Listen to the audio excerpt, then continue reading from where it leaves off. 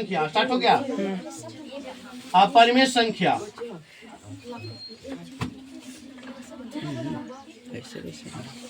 ऐसी संख्याएं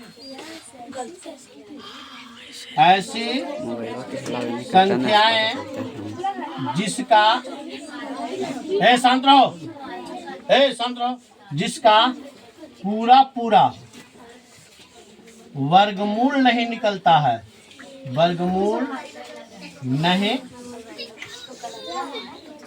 निकलता है। कौन बोल रहा है जी?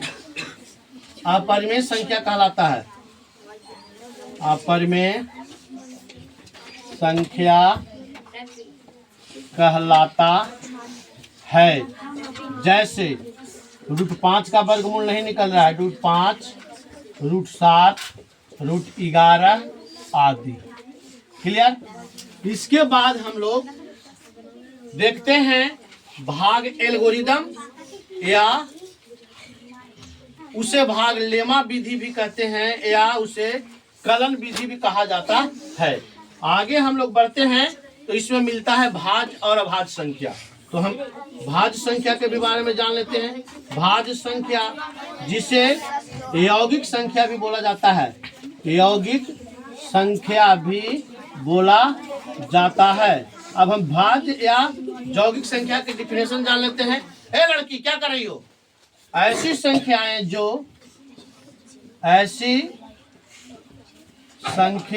जो एक अथवा स्वयं के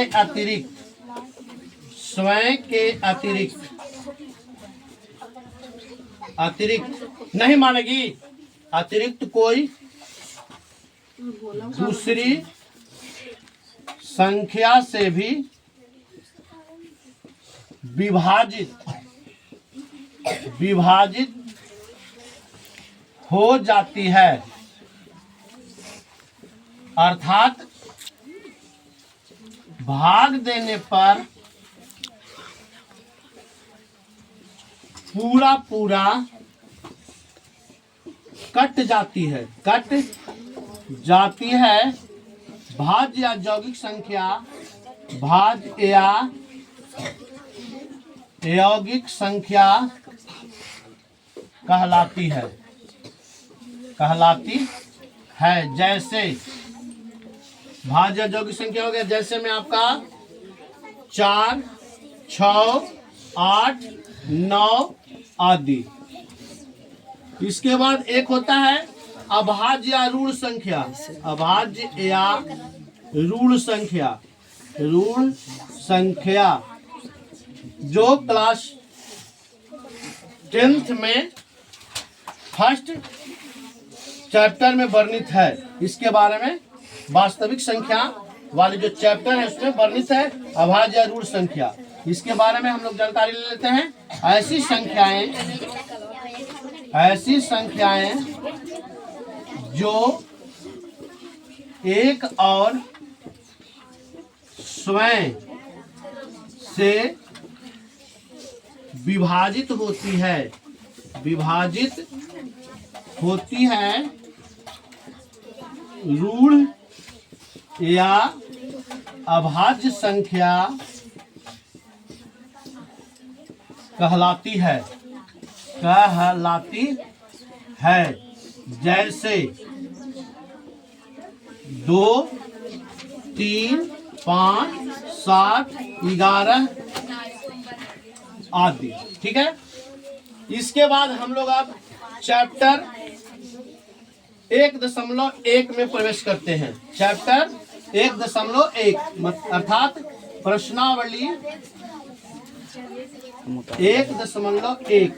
इसमें आप लोगों को बताया गया है निम्नलिखित संख्याओं का HCF ज्ञात करने के लिए यूक्लिड विभाजन एल्गोरिदम का प्रयोग कीजिए। पहला क्वेश्चन है 135 और 225। 135 और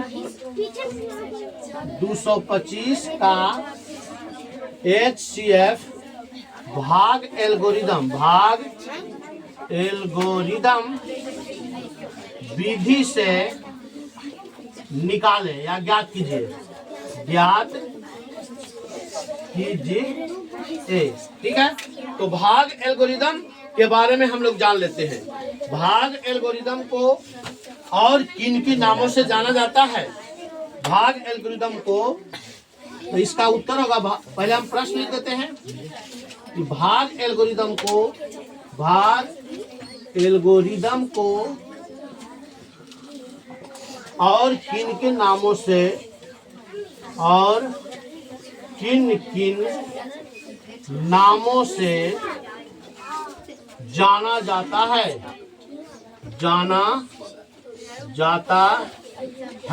ठीक है। प्रश्नों का किन किन नामों से जाना जाता है, इसका उत्तर हम लोग लिख देते हैं।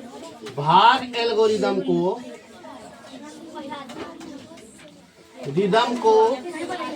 निम्नलिखित नाम से जाना जाता है। निम्नलिखित नामों से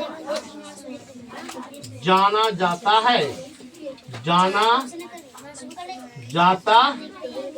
है।